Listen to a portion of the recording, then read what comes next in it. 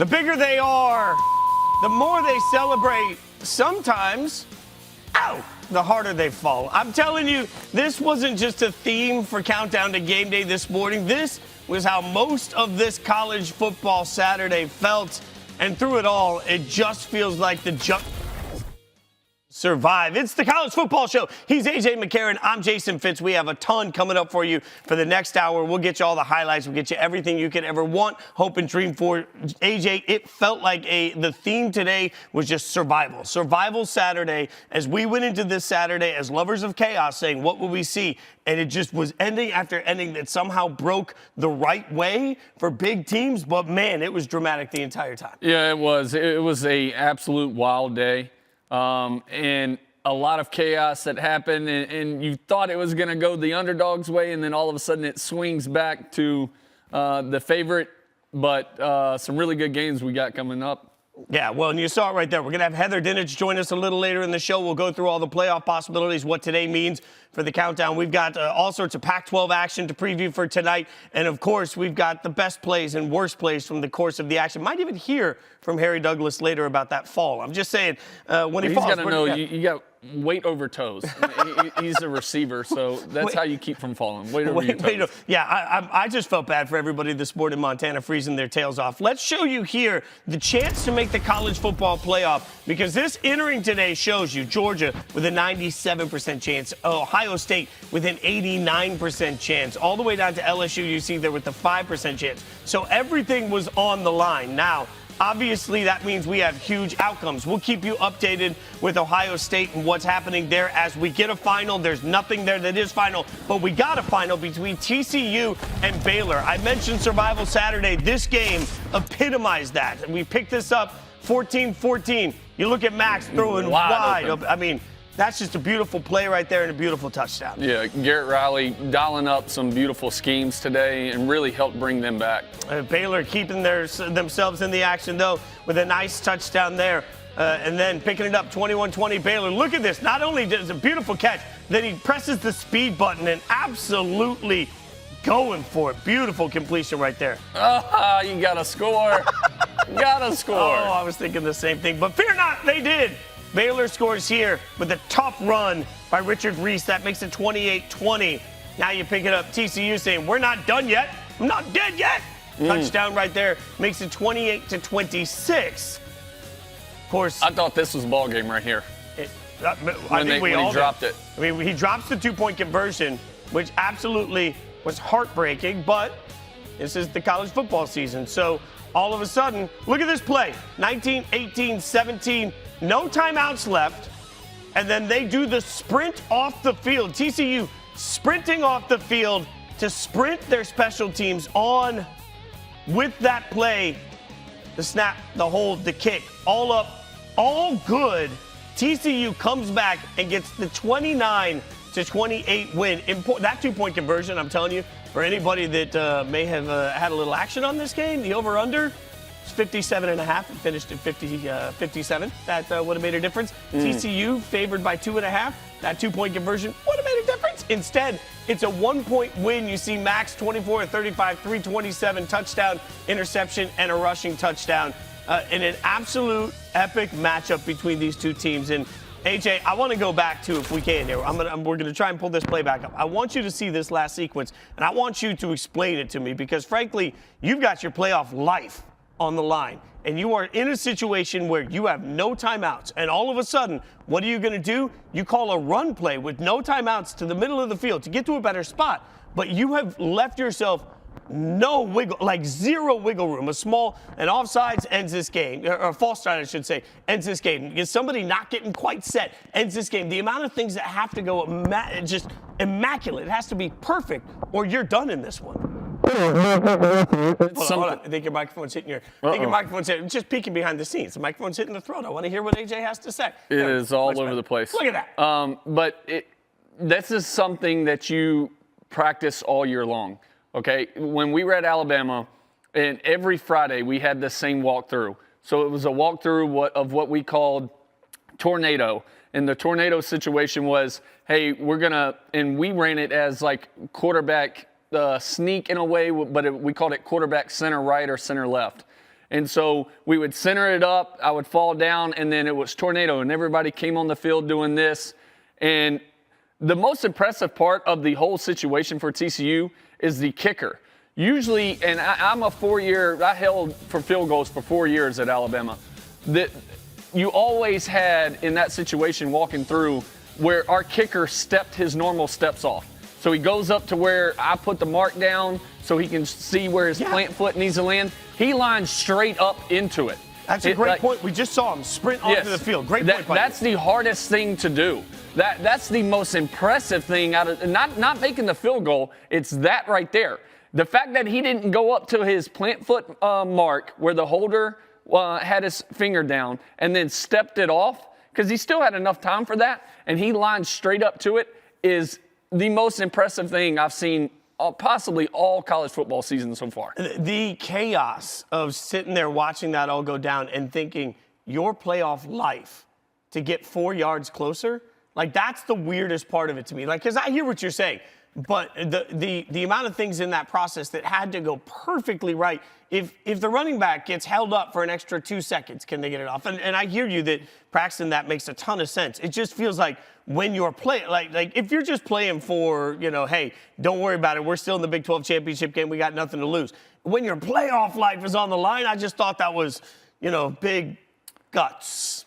Yeah, I mean, no, it is, but you gotta do what's best. And in that situation, that was better than they needed to get some yards to help. They probably felt to help the kicker, feel more comfortable making that field goal. And then the fact of having to, have enough time to make that whole situation happen. So they've repped that. They've probably repped it. Hey, how far can we go down with how many seconds left? So we're still good to get this thing off. And they executed it perfectly. Well, just when you thought that was going to be the only tight ending we saw, all of a sudden, Illinois, Michigan, the football god said, no, sir, do not look away. This game, early on, Michigan up 7-3. Blake Corum coming to the outside, takes a hit to the leg.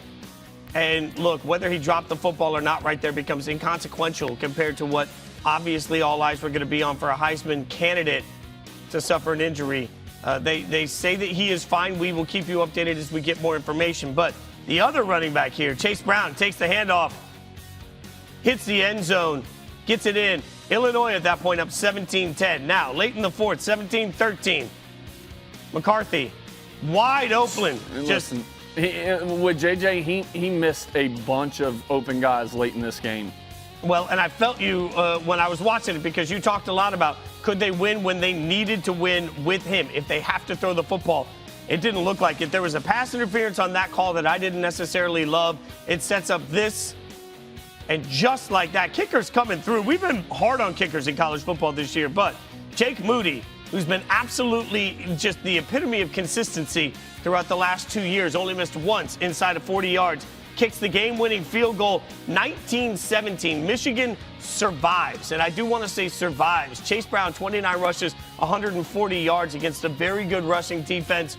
Obviously, we talked a little about McCarthy, but both of these teams were trying to find a way to run, because that's what they do against two teams that like to stop the run, because that's what they do. It was a good, gutty win by Michigan, but it certainly didn't answer any questions anybody has about Michigan. No, I mean, none at all. Listen, this Blake Corum injury, I think, hurts Michigan more than maybe fans even want to admit right now. And we, of course, we got to wait to see, how bad the injury is and if he's out next week and all of that. But I worry for this offense, because they haven't had to really throw the football to win games this year. Their biggest win going into this week was versus Penn State, and they absolutely destroyed Penn State running the football. So you haven't had to lean on J.J. McCarthy's arm. And then today, when Blake going out early, it really kind of showed that, hey, this is a weak spot. So now if I'm Ohio State and I think my athletes are better than your athletes, I'm going to play man up, press across the board, have everybody in the box, and say J.J. McCarthy is going to have to beat us, and leave it at that. All right, well, we'll get into more of this with Heather Dinich in just a little bit. But speaking of Ohio State, they are in action. We want to show you a little bit of where they are right now. And we pick this one up 13-10. Kick is blocked. Hayden takes it into the end zone. That makes it 17-13. Sorry, this play here makes it 17 players. 2 players later, sorry. 17-13 at this point. I'll catch up and learn how to read. 17-13 right now, Ohio State takes the lead. Now, Tagovailoa hands off. Nope, keeps it. Runs around the edge. Scores now 27-19. Maryland not done yet. They will go for 2. That makes sense because even I can do that math. It's an old New England play right here. Do you like that play call, though? Oh, yeah. That play works so much, it's unreal. Cuts the lead down to 6. Now, Hayden again taking it 13 yards. Cannot be stopped. They line up for the point after with a big win, with a big lead at this point. Up 33-21. But nothing is easy in this game. Maryland blocks the extra point. And this you rarely see. They take it back the length of the field for the rare 2 points to the defense, AJ. Yeah, I mean, listen, Maryland is hanging in this game, and it's still not over yet. But I love this Maryland team, the fight that they have in them. You just saw the gutty touchdown right there that made it 33-30. That is the current score with 47 seconds to go in that football game. We will obviously keep you updated as with 47 seconds. It is 4th and 3. So Ohio State is about to go for a field goal that would give them, in theory, a 6-point lead. So they lead by 3. They are going for a field goal on 4th and 7. There's been a couple of opportunities for Maryland to get the ball back, but they haven't been able to do that. So quick thought on this one? Yeah, I mean, I just think, even with the Ohio State running backs out, and they have multiple running backs out, like the backups for them are pretty much all 4 and 5 stars. They just haven't had their chance, and I feel like they've played well tonight. The kick is converted. It is now 36-30. There's 42 seconds left in the game. At this point, Maryland is about to get the football. They will have the opportunity. To your point, yeah, they have 42 seconds left. So we'll obviously keep you updated on how that plays out as it plays out.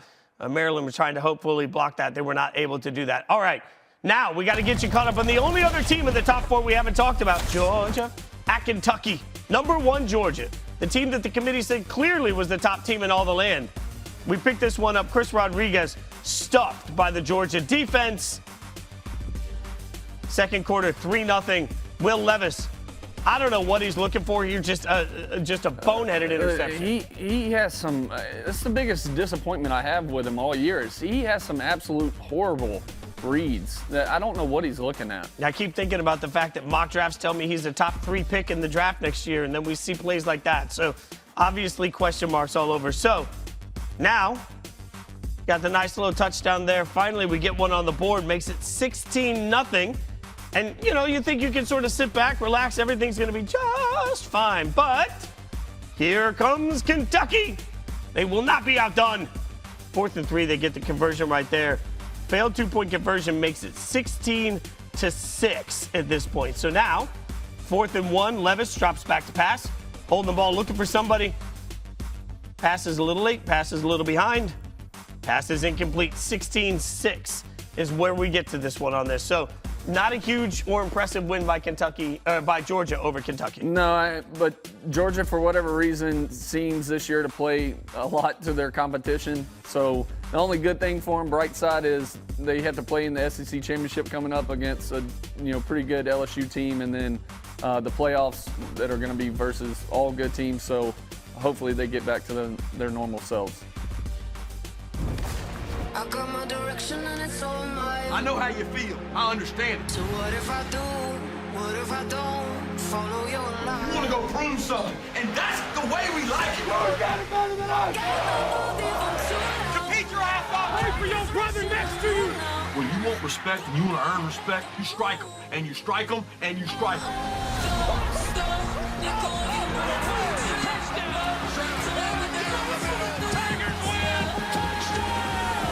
That's how you get respect.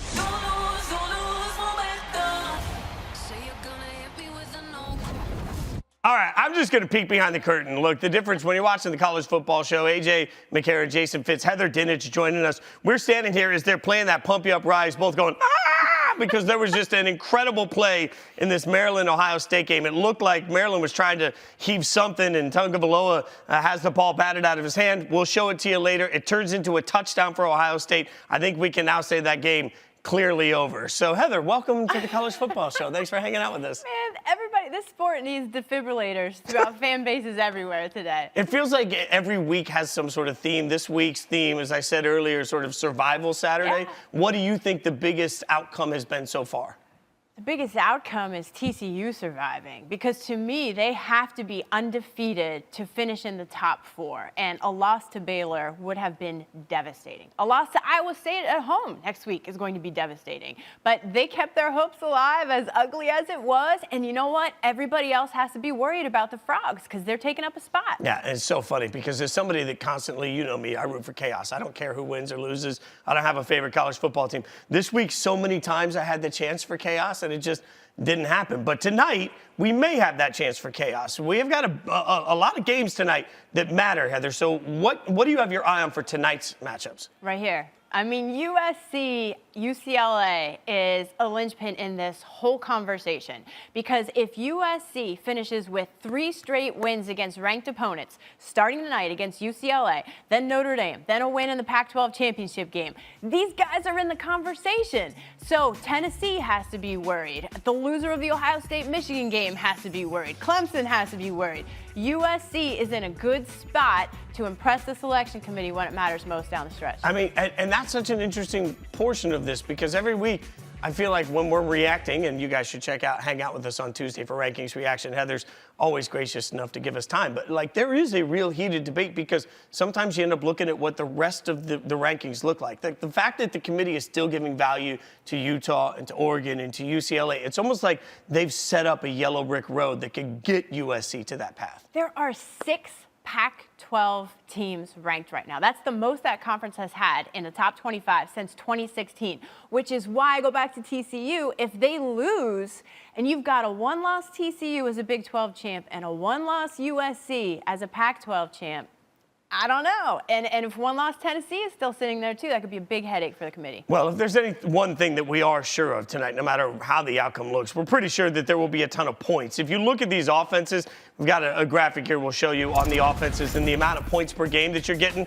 I mean, this feels like a hammer the over sort of. I am a degenerate at this point. I realize that by how many times I see it and I'm running out there. But 42.4 points per game for USC, 39.5 points per game for UCLA. So obviously, points are going to be a huge part. Like, which defense can get anything done is going to be a wild conversation for us to have. So, Heather, it just feels like that is, what defense shows up will matter. Well, and when we're talking about complete teams in the country and playoff contenders, George is the one that's probably playing the most complete as anyone. But you're right, who's going to make the stops in this game? Caleb Williams has been phenomenal. Anybody who stayed up late enough on the East Coast to pay attention to him will realize this. But, man, he's another one of these players who should be in the Heisman conversation. But that list is pretty long. I think one of the most interesting parts about all of this, though, is West Coast football feels relevant. And yes. I don't want to oversimplify, but, this summer at a college football seminar we were at, there was a conversation about what the big storylines would be this year. And I kept thinking,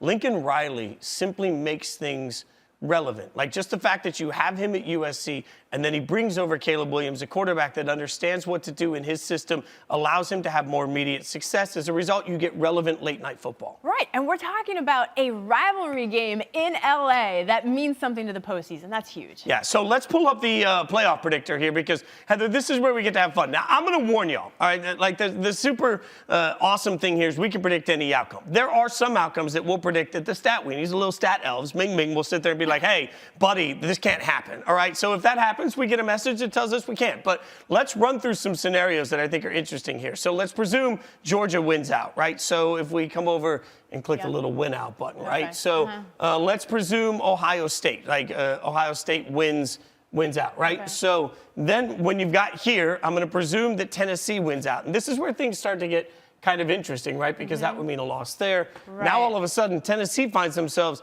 with a 61% chance to make the playoffs, right? Does that feel right to you in these situations?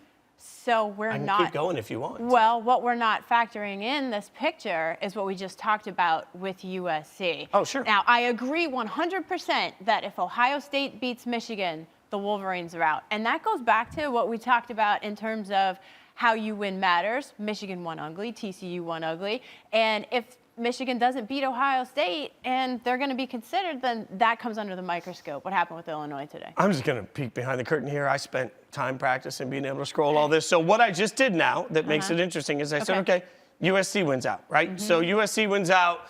Alabama wins out. I don't think that's a big surprise. What do you want to do with Clemson? You want Clemson to win out? Clemson win out? Yeah, sure. Why not? I'll hit Fancy that button for All right. you. Okay. So when we hit that fancy button, now what we get is 99, 99. Those are easy. 81, which is kind of surprising to me that it doesn't rank higher. But now the question becomes, who's that fourth team? And it really becomes between Tennessee, USC, and even Clemson still in that conversation. It's kind of wild. Okay, so here's what I've been saying recently is if you're not playing on championship weekend, you're praying, right? That's what Tennessee's going to be doing. On conference championship weekend, when the selection committee is sitting there in a room together for the only time all season watching games, these conference championship games absolutely matter. So USC is playing. Clemson's going to be playing against North Carolina. We know that. TCU is going to be playing. And as they add to their resume, what does that mean for these guys? They've got a win against LSU, 40-13 in Baton Rouge, a win against Alabama. Those two wins have to trump all of these other Power 5 conference champions sitting out there. And it might. It absolutely might. They would be the third team not to win their conference or their division. They would be the third team not to win their division to get into the college football playoff. I think TCU is kind of the interesting one because every week we've been playing with this, there's been TCU is going to lose. At this point, I'm like, look, if they haven't lost now, like there's just some years that the football gods have looked at you and said, you, this is your year. I feel like TCU's in that situation. What really becomes interesting, honestly, is what happens in this situation where, frankly, you've got a Georgia win, but Georgia doesn't win the SEC. If LSU is to win the SEC championship, look, that's where, see, the Stat Weenie said, no, you cannot do that, good sir. We don't appreciate it. I think that's what becomes interesting. If LSU wins the SEC somehow, if they do the unthinkable and upset Georgia, Georgia's still clear. Like, Georgia at this point is clearly in the playoff no matter what happens, right? So if LSU wins, I think so, but you would have – this is where it gets really hard because Georgia beat Tennessee, LSU beat Georgia, Tennessee beat LSU. I mean, essentially you have a three-way tie, right? LSU is 1,000% in. But what do you do with Tennessee that beat the SEC champs 40-13 on their home turf? I'm telling you, this is why I feel like every week when we talk about this stuff, I feel like Charlie Day and Always Sunny in Philadelphia, where I'm just like yelling at a map and trying to figure out where the mail goes. Heather Dinich, you're the best. Thanks for hanging out with us. In the meantime, we're going to get you ready for tonight with a little preview of the primetime action. Bedlam is history. We all know that. We've known that. Because OU chose to follow Texas and the money to the SEC. What's going on now is almost a situation with a husband and a wife, or a girlfriend and a boyfriend. When you know you're dead wrong and you try to turn the table and make them think they're wrong. When Oklahoma State has no part in this. We didn't have anything to do with their negotiations with the SEC. So everybody needs to get over it and move on and quit trying to turn the tables. It's somewhat comical that they still want to bring us into this equation.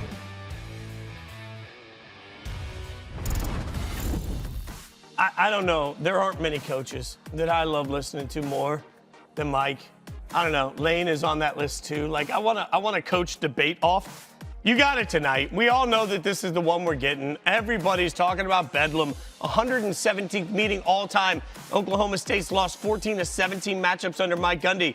But I don't really care about that because this is not the Oklahoma team we're used to seeing. Oklahoma State is is not ranked. So when you start walking into a rivalry like this, it doesn't really matter how it's skewed for the last several years, AJ, when you start talking about the fact that this is a different coaching staff, this is a different Oklahoma. I mean, listen, Oklahoma's been down all season long.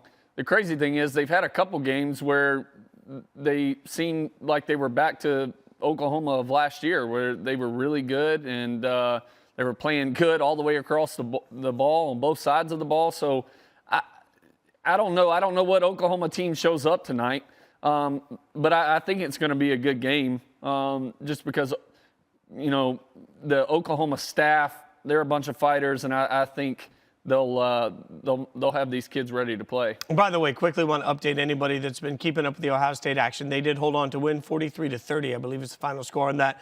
So congratulations to Ohio State. We now get undefeated. Ohio State, Michigan next week is part of rivalry week. In the meantime, you just mentioned Oklahoma. I'm not sure there's a coach in the last 10 years other than Nick Saban that I've had more confidence in from a coordinator standpoint than Brent Venables. I felt like every year with Clemson, I would sit there and say, it doesn't really matter. They got Brent Venables, right? So when Brent Venables became the head coach of Oklahoma, I thought, man, that's going to be different because they're used to Lincoln Riley, and Venables obviously does things differently. But for Venables to actually leave that staff as well as he was compensated, to take that chance at Oklahoma, like it felt like there's a real chance there.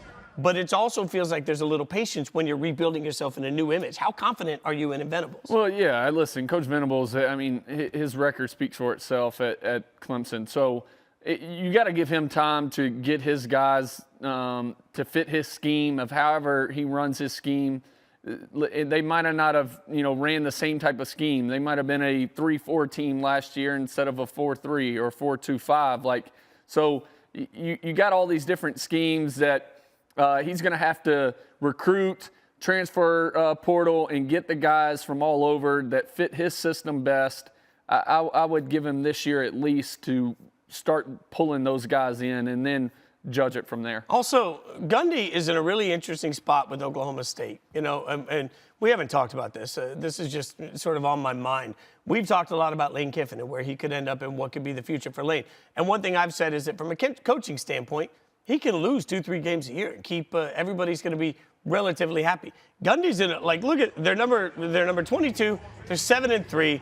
Mike Gundy's 3-14 in this series, and nobody's turning around saying, "Oh my God!" like the way they are at some big-time schools that have national championship aspirations. I think Oklahoma State is just built a little different, so Gundy can be creative and fun and have a good time, and it doesn't hit the same. I only agree with that to a certain extent, okay, because they've had Oklahoma and Texas in the Big 12 with them. When Oklahoma and Texas leave, I think you're going to see a lot more pressure on Coach Gundy then, because who else is in the Big 12 to win it? Cincinnati. So I think then you start to see Coach Gundy get pressure from the people that are paying, his big-time paycheck and saying, listen, now that Oklahoma and Texas aren't in the Big 12, we need to be winning the Big 12 pretty much every year and being put in that conversation of being in the playoffs, especially, hopefully before they go to the 12-team playoff. Yeah, don't forget, you can authenticate in the ESPN app, watch college football all throughout the course of the night. We'll get you caught up on some of the other games. But first, this is what Tom Luganville is looking for at the game.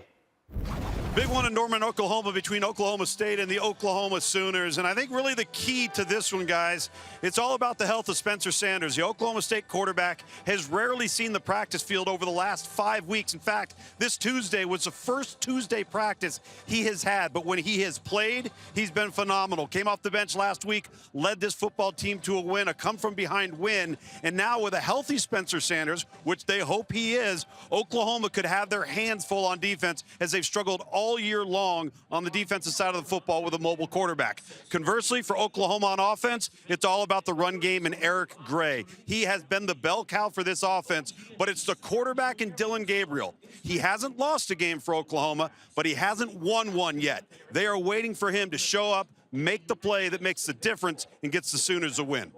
Always appreciate Lugs hanging out with us. Now, that's not the only action we have tonight. As I mentioned earlier with Heather, it is a stacked night of West Coast football. We got notable games all across the Pac-12. It's a little bit of almost like a semifinal Saturday because you got Utah, Oregon, obviously, but the game everybody's talking about, USC, UCLA. And this is interesting because when you start talking about those two teams particularly and what's on the line, I feel like every week I'm saying it, like, these teams take care of themselves. Well, USC can take care of business, or they can take care of the conversation of the Pac-12 and the college football playoff at all. Because if they lose, we're not talking about it anymore. Like, it is help me, Obi-Wan, you're my only hope with USC. Yeah, I mean, listen, if you're I had a question today on College Game Day Radio with Matt Schick and Trevor Maddich. I said, if you're a Pac-12 fan, how do you feel about cheering for USC right now? Because knowing that they're one of the two teams that are leaving you soon. So that's also interesting, is if you're just a Pac-12 fan rooting for somebody that's, to win out to make the college playoffs, but college football playoffs. But my thing for USC is I think you have to kind of bump yourself in front of Tennessee, because from an eye test, I think Tennessee's that much better than you are. I think you got to win handedly tonight. Like, I think you need to put it on UCLA and show everybody that's going to be tuning into this game, how real you are as a team. It's interesting you say that, too, because I think you can speak a little to this from your playing days. Like, I went into radio a couple of days ago on Spain and Fitz, which you should listen to Monday through Friday, 7 to 9 p.m. Eastern, with Sarah, and said maybe Illinois, not that Illinois was ever going to be better than Michigan, but was there at least a chance Michigan wasn't paying attention? It was the only thing I could ask myself. There was no chance, there is no chance USC's not paying attention to UCLA, not just because they're ranked, but because what the rivalry means. So, like, before you even get to rivalry week, and before you get to the Pac-12 championship game, presuming everything goes right, you've got a rival that might be bigger than all of them that you're paying attention to. So I think USC can stay locked in, should stay locked in for this, right? Like, and as we mentioned earlier, there's no defense from either of these teams. So it's really just which offense can click on more cylinders. Like, at this point, we're all just looking to USC and saying, for the love of God, show us some defensive effort so that we don't have to justify it. Right, yeah. I mean, that's going to be the thing is if it's a shootout, I don't know if it plays into USC's hands a whole lot. Like, I think if you're USC, you got to show an all-around team win from offense, defense, special teams, and put it on UCLA like Oregon did. Yeah, well, and speaking of Oregon has taken on Utah. I want to get into that game a little bit. The big news, it looks like, and look, guys, I'm on air with you while we're getting ready for it, but according to multiple blue check marks on Twitter, real blue check marks on Twitter, it does look like Bo Nix is going to play. That's been the question mark all day. Game time decision. Multiple accounts now are saying it does look like he's going to give it a go. What's crazy to me is that the point spread swung in this game 5 points just by the news that Bo Nix might not play. And it shows you how different, as we've talked about all year, the world looks for Bo Nix to now. And there was a spot where Bo Nix was just sort of that never panned out, to now a 5-point spread if he's not in the game. So Oregon needs him and needs him to play well. Well, listen, if we did the Heisman deal, that'll be for myself, I would put Bo Nix in there. I think Bo is a top 5 player in the country this year after the first game against Georgia, where he was in a new system. Everybody knows Bo doesn't play that great on the road, and it's his first time, being back in there, really getting some burn back in the game. So I think he's one of the best players in the country, and it says a lot, the fact that it swung by 5 points. I use this phrase a lot in the NFL, but brand bias, I think, is real, especially in NFL coverage. And for a lot of people that when Lamar Jackson was drafted, a lot of people that were like, oh, Lamar's not good. They refuse to admit that Lamar is who he is today. For people that were like, oh, Josh Allen's never going to be accurate. It took forever for the people, because like a lot of people that cover things don't want to have to stand up and be like, oops, my bad, I was really wrong. I feel like that's what's happened with Bo Nix sometimes. So many people spent years making fun of Bo Nix at Auburn. Now he's good at Oregon. It's hard for people to come up and be like, oh, maybe it was everything else surrounding Bo. And maybe Bo is really good. And maybe Bo deserves a little credit. Like, I just think it's hard for a lot of, if Bo Nix had any other name on his jersey right now, I think he'd be much higher in the Heisman conversation because of that. Well, prime example, Hendon Hooker.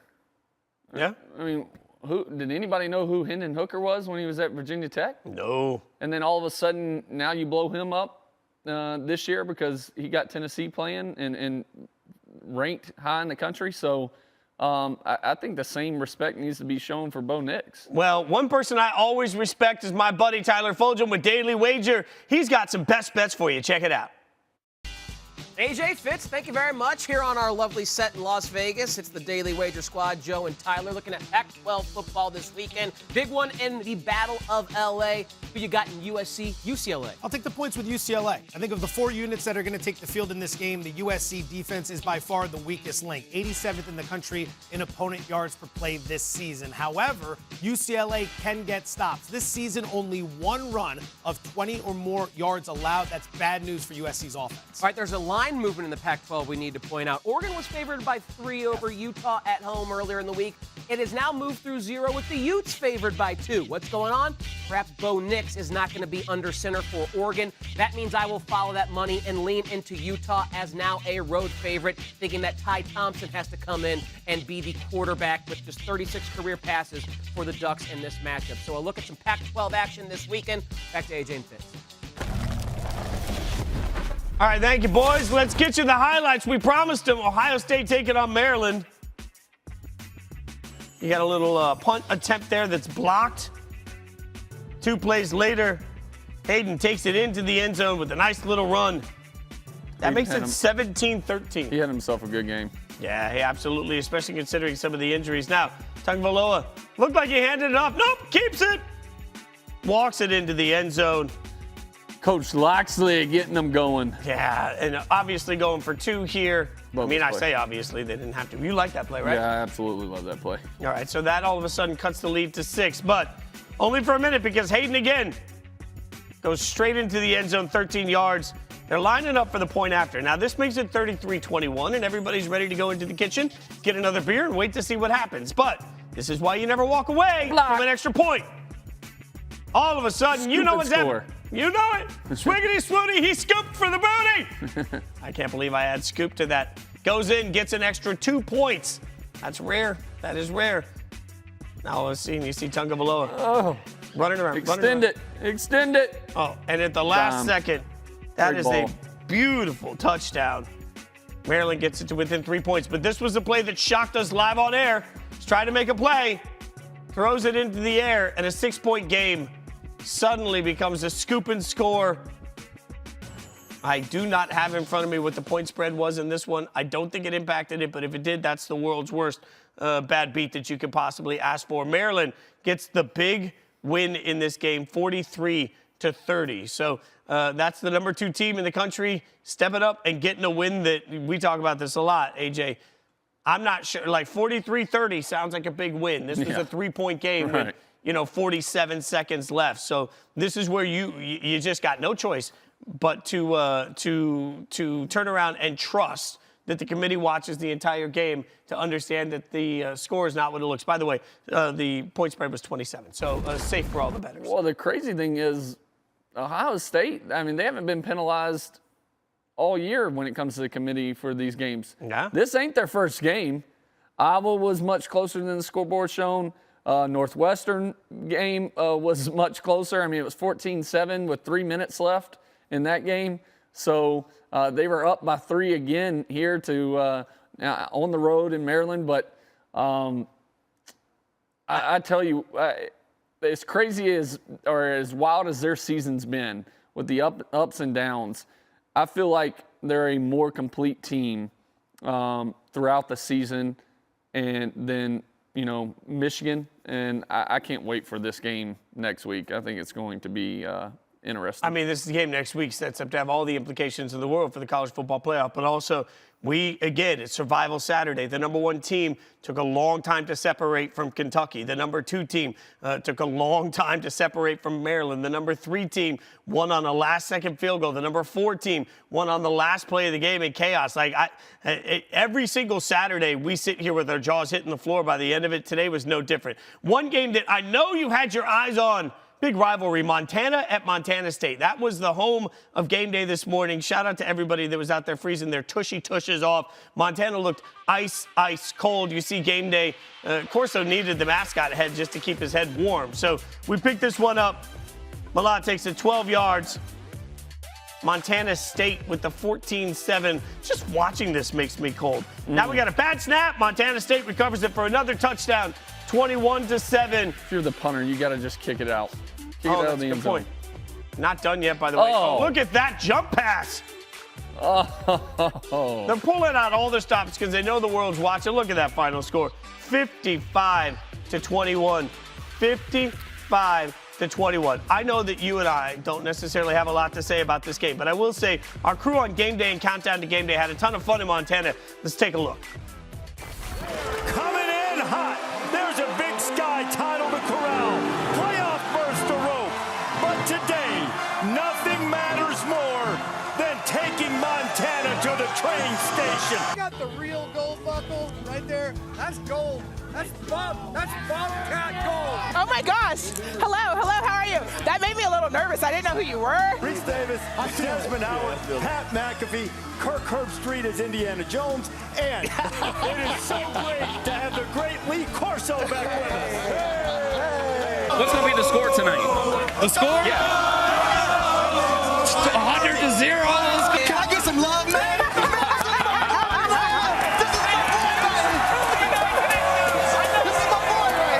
Give me a cat ass. Oh, yeah. Oh, yeah. Night City, the host college game day, another new mascot in. All right, so we're entering the last week of the regular season after today, and that means it's time for Heisman talk. Now, anytime we got QB1, we're going to ask him some Heisman thoughts. But first, let me pull up here the odds for you. This is what going into the weekend Caesars Sportsbook thought when it comes down to listing the favorites. You see it on the screen there. You got C.J. Stroud right now the favorite at plus 110. Hendon Hooker, Blake Corum, Drake May, Caleb Williams, Stetson Bennett all the way back at plus 1,200. So one of my favorite segments that you guys do on the wrap-up is AJ's A-List. So we've just completely stolen that to give you more time to hang out. AJ's A-List, Heisman edition, AJ McCarron. All right, so we got the touchscreen here, 5 through 1. Let's start like all great countdowns because nobody ever listened to a countdown and wanted to hear one first. Who do you have at 5 in this conversation? At 5 right now, I got to put Drake May there. Oh, Drake May coming in at 5, going on over. Look at that. Fancy work on the graphics, by the way. I like it. It's some sweet little touchscreen technology we got. Why Drake at 5? I still think, North Carolina just doesn't have the hype that all these other teams have around them. They haven't played some of the schedule that some of these teams have. And he's young. He's still got plenty of time. So, therefore, for right now, I mean, hey, you win the ACC, you never know. Yeah, well, that's true. We're still looking for that big Heisman moment against a big Heisman team. All right, 4 for you. 4, it's tough right here, but I think I'm going to go Stetson. All right, so Stetson Bennett, who some of us on this show may have put a little cash on at the beginning of the year, would have really liked for that one to turn out. Stetson, undefeated national champion, defending national champion at 4. And the only issue I have with Georgia is it seems like they played to their competition a lot this year. Kent State earlier in the year, at home, they struggled for whatever reason. Played at Missouri, struggled, barely won that game. Even though Missouri's a tough place to play, I've said it multiple weeks in a row. And then tonight against Kentucky, they're going back and forth. So I think Stetson being at number 4 is a good option right now. All right, who do we got at 3? At 3, I got. I'm gonna put the suspense. C.J. Stroud. C.J. Stroud coming in at 3. Ohio State fans are not gonna be happy. He's the favorite. Oh my God. Yeah. Listen, for me, it's Ohio State not playing the teams that these other 2 that I got in front of them have played. The schedules, and I feel like the other guys are really having to play at a much higher level right now by playing tougher teams. So that's why I got him at number 3. I love this. You're obviously let's see it against the best. So who do you have at number 2 then? At number 2, I got Hendon Hooker. Hendon Hooker coming in at number 2. That's a big for a team that, we keep talking about. Tennessee still in the playoff conversation. Yes. I think if Tennessee wins out, I think Tennessee's in. But Hendon Hooker's been everything for their offense this year. Josh Heupel's brought him to another level for a guy, his story that, transferred from Virginia Tech and had struggles there. to come to Tennessee and put Tennessee back on the map this year has been unbelievable. All right, so who's it all the way up? Number one, I wish it was Casey Kasem right now. It's an old reference for people. Who do you got at the top of the list? Listen, at number one, I'm going Max Duggan. Oh, man. Look at that. Oh, that's just fun dragging him. Max has played unbelievable this year. He has brought him back multiple times this year. I think it was 4 weeks in a row that he brought him back from double digits. And he's playing with a defense that really doesn't show up till the second half a lot of weeks. And then he has a huge win, come from behind win today against Baylor when it seemed Baylor really controlled the entire game. And up until the last, couple minutes of the game, really it all, fell on Max to bring him back, move the ball down the field, get him in field goal position, and he did that. I've said it all day. TCU looks like they're kissed by the football gods this year. Let's see if that kiss gets him a Heisman. You're always my Heisman winner. Appreciate it. We do that? All right, there you go.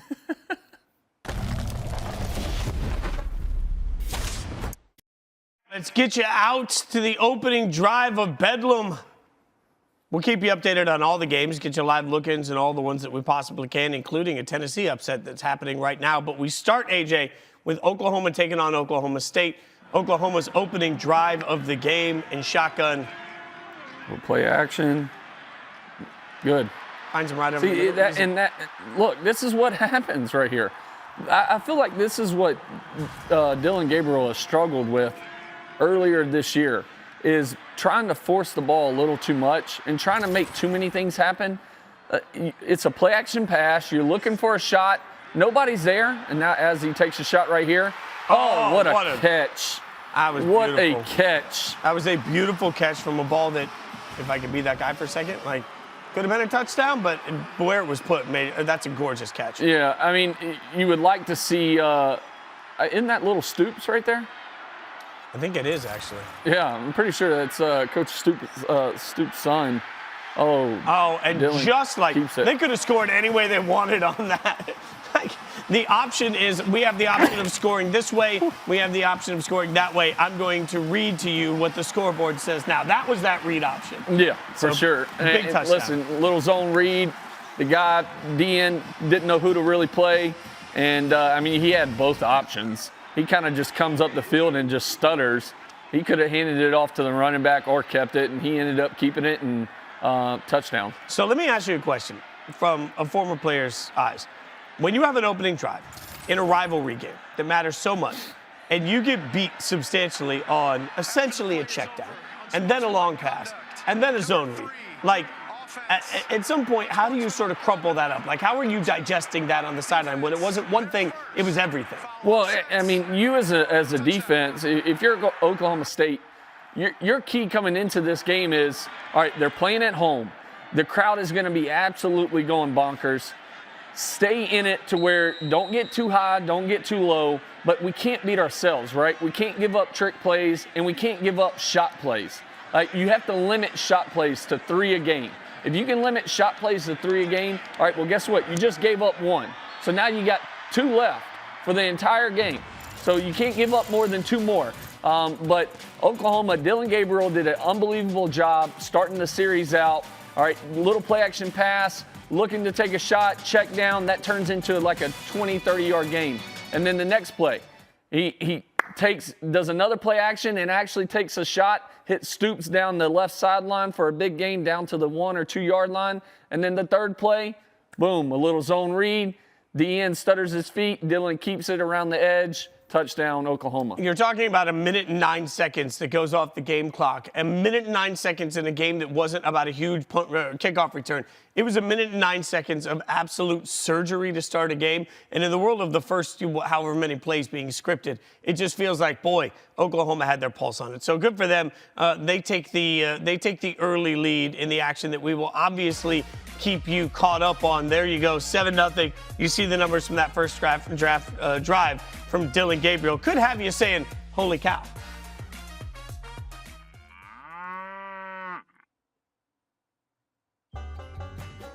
The sweet, sweet sounds of the banjo means that we're hanging out with Boogie the Cow. which means it's time for Holy Cow. But this week we get to sit and, I'm done farming. It's too cold for the farming. I'm just going to sit while everybody else does the farming around me. You ready for this? It's a little chilly.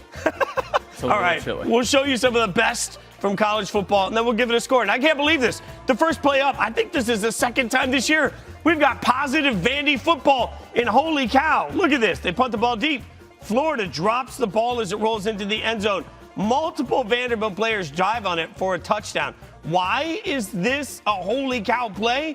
Because the long snapper's the one that actually got it done. I got to give this a score, and you know what, AJ? After much consideration, I usually wouldn't even put this in, but I give it an 83. It gets an 83 for me because when you start talking about the long snapper getting down there, getting it done, I'm all in for it. Yeah, I mean, such a bad day for Florida. I mean, have they fallen off the map? But awesome win for Vandy. What, second SEC win? In a row? In a row. 2 in a row. Unreal. They're on fire. They're a juggernaut. All right, let's take a look at the next play. This one, Michigan State, Indiana. Rolling out. This is how they drew it up. Boop, up. Oh. I mean. That's nice. and he did it without any gloves. It went through the hands of the guy with the gloves to the guy with no gloves. All right, so this gets a score, and I'm going to be honest. I see the score that is getting in front of me. AJ, I'm a little surprised. Like, I thought they'd get a good. Listen, 77. It's still, he didn't do anything special, but he turned around and made the catch, so he gets a 77. Tough judge around here. All right, my turn. We'll get one more in here, and this one is the first play of the game. Anytime you open the play with a Holy Cow game, Holy Cow play, you know it's going to be something good. And who else but Marvin Harrison Jr., just doing Marvin Harrison Jr. things. Like, you see the laundry come out because he's being interfered with, and it was not going to stop him from the one-handed grab. He just reaches out, tucks the ball in. That is his ball. He would like to take it home. He gets to keep it forever and ever. Amen. I score this one, and you know me, the gloves. You reach out one hand, but it just stuck to it. It don't matter. He's so good. Well, no, he's definitely amazing, but it wouldn't be a day if I didn't troll wide receivers capable of doing things I'm completely incapable of doing. I gave this one an 80. I took a look at it, gave it an 80. He reached out with one hand with a bunch of sticky fingers on it. That is a tough score right there. That is a tough score. What I know is that my score ain't going to keep him from buying more Louis Vuitton, whatever he wants. And no. He about to get that NFL bag, too, so, it's good to be Marvin Harrison. He's got a couple years for that, huh? Yeah, I mean. But he's still getting paid. Name, image, likeness, still going to hit him. Arkansas, let's go. Arkansas taking on Ole Miss on the SEC network, by the way. Authenticate, watch that, whatever app you're watching us in. A.J. Jefferson is playing. Look at that. What a way to extend the play. Step up in the pocket. And I feel like that's one thing that KJ has gotten a little better at in the past. He was trying to escape out of the side, being able to step up right there and deliver a good ball. Tell you what, though, if you're Ole Miss, you got to win this game, or it just absolutely kills any momentum you had going into this year. I agree with that. The expectations for Ole Miss continue to, inch forward, let's say it that way. You and I talked about it before. I don't think that there's, national championship aspirations annually there, but, boy, you're trying to build something as a program, so beating a team Arkansas. I think they're going to have those. I think they'll be in the talk for the national championship next year. I think they'll get if they're able to keep Lane, which I'm hearing they're going to offer Lane the highest paid coaching contract in the country from just some people that I know in college football. I think if you keep Lane, you're definitely going to be in that talk. Look, I don't hate that for Ole Miss, by the way. There are two different things you pay for when you pay a college football coach, in my mind. One is results, and two is relevance, right? And Lane Kiffin will get you results, but he will always give you relevance, right? Yeah. So in my mind, what I love about that is it's not really about, okay, we're paying him the most because he's the best even, or we're paying him the most because he will win us all the national championships. You're paying him the most because he keeps eyeballs on your school constantly, no matter what he does, and there's a price tag for that. There are certainly different types of coaches. So, I think that makes a lot of sense for Ole Miss. You just back up the Brinks truck and say, whatever it takes, good sir. We will outbid Auburn if that's what we have to do. And I'm hearing they are willing to back it up, multiple. I mean, you're talking about Ole Miss too. Like, you're not talking like they don't have a bunch of money. Ole Miss, like, there are definitely backers there, right? Like, 100%. Now, do they have the same backers that Auburn does? I don't know. And then from a facility standpoint, because I've seen both of them, now Auburn's going to have better facilities and be willing to spend more money on the facilities to even make them better and grow as time goes on. But what a run by KJ right here. That's just, I mean, that's what you got at quarterback. You have what we used to say in the college football video games, like just the ATH, like the athlete. You know, there's just a moment where you want the guy back there that's your best athlete to have the ball in his hands to try and make a play. Yeah, if you're Ole Miss, like, you got to be keying on this, right? Like, all right, the dude's coming off a shoulder injury. He didn't play last week versus LSU because his throwing shoulder was banged up. And then as he throws a touchdown, that is pretty. Right, but you got to be willing to play man coverage and say, hey, if we get him throwing and beating us, like, then we get beat. Now, I'm not worried about one drive, right? This is one drive for Arkansas. They're going to have to sustain that for a whole game, but you as a defense, you got to be willing to live life on the edge a little bit going into this game, knowing, hey, that he's more of a runner than he is a throwing quarterback. I think you make a good point, too, about one drive doesn't make a football game, especially in college football. Like, it almost feels like nowadays it's like a chess match. The first quarter and a half the time, feels like adjustments, trying to figure out what everybody's trying to do. But that is a pretty pass right there as they get the opportunity there to take the early 7-0 lead over Ole Miss. Obviously, plenty of time left, but you see both quarterbacks starting out efficient. Both quarterbacks 3 of 4. Both quarterbacks starting out pretty efficient. We'll see what that means for the rest of the game. So we'll see. Yeah, I mean, listen, Ole Miss has got to get some offense going. They got to get Jackson Dart going and get back to this running game, being the main key behind their offense. Well, if they don't, everybody will be saying, bruh. Hey, AJ, what time is it? Bruh time. That's right. It's time for Bruh, delivered by Pizza Hut. You know the drill. We take a look at some of the plays throughout the course of college football that made us go, bruh. And we start with this one, a little action from the Illini game that we've been talking about already in the show. Miles Scott, wide open.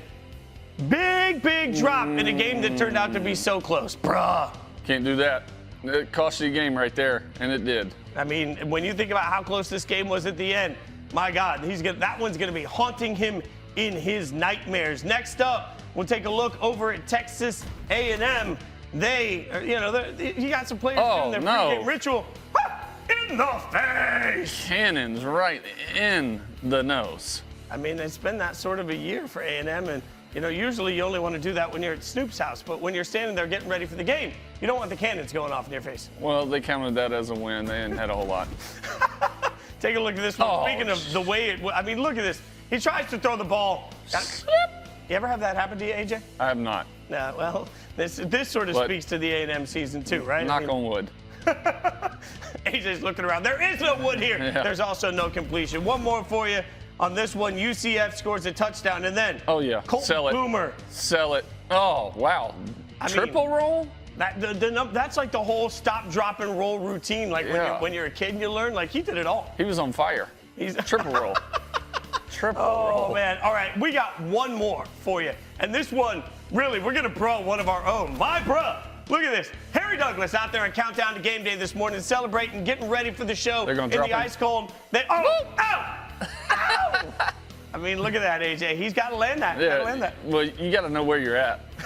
You can't do crowd surfing when it's frozen ground. Look at the shock on his face as he realizes his butt just hit that cold ground. Now, of course, I'm not going to bruh Harry Douglas without at least letting him respond to bruh, delivered by Pizza Hut. It's just as simple as this. Sometimes you have plans for things to go one way. They don't go that way. Also, Mother Nature is undefeated. As you can see, my foot slipped on the ice, and down went Frazier, or down went Douglas. I wasn't embarrassed, though. It happens to the best of us, y'all. Not sure why he went artistic with the black and white on that, but we can pro that next week. South Carolina up 21-7 on Tennessee. Tennessee had what looked like, AJ, a touchdown opportunity on 3rd and goal, just missed it. Yeah, Hendon missed a wide open Tillman, his receiver, working from his right to his left, and I mean, just wide open and bad throw. I think Tennessee's gonna look to go for it right here, but Spencer Rattler has made some big time throws early in this game that have helped put South Carolina up 21-7 on them. He's 10 of 12 for 185 yards and 3 TDs already. Oh, great work by him. In the meantime, I do have to give a quick shout out. Sam and Becky, producer and director that stepped in tonight, they stepped into the wildness that is this show and did a spectacular job. So I wanted to take a second and say thanks to them. For all of you that take the time to watch us every week, it takes a massive team behind the scenes. We thank every single one of them. He's AJ McCarron. I'm Jason Fitz. Come back next week. We are here every single week from 7 to 8. Also, don't forget the wrap-up will be here at 11 o'clock with AJ and my guy, Scooby McGezza. In the meantime, thank you so much for watching the College Football Show.